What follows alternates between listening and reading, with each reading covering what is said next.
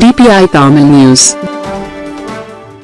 தருமபுரி மாவட்ட தமிழக விவசாயிகள் சங்கம் சார்பில் கூட்டுறவு பயிர்க்கடன்களை முழுமையாக தள்ளுபடி செய்ய வலியுறுத்தி தமிழ்நாடு அரசை கண்டித்து மாவட்ட ஆட்சியர் அலுவலகம் அருகே கண்டன ஆர்ப்பாட்டம் நடைபெற்றது.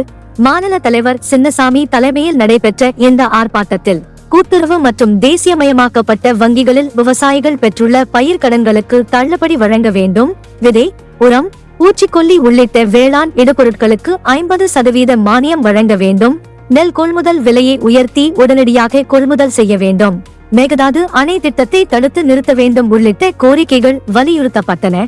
இந்த ஆர்ப்பாட்டத்தில் மாவட்ட நிர்வாகிகள் மற்றும் ஏராளமான விவசாயிகள் கலந்து கொண்டு மத்திய மற்றும் மாநில அரசுகளுக்கு எதிராக முழக்கங்களை எழுப்பினர்.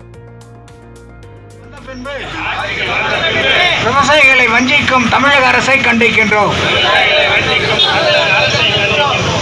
மிக குறுகிய காலத்தில் ஏற்பாடு செய்யும் பொறுப்பேற்கக்கூடிய மாவட்ட தலைவர், செயலாளர், மாவட்ட துணைத் தலைவர், மாவட்ட பிரச்சார குழு தலைவர், மாவட்ட இளைஞரணி தலைவர், மாவட்ட துணைத் தலைவர்கள் முடிகிறது.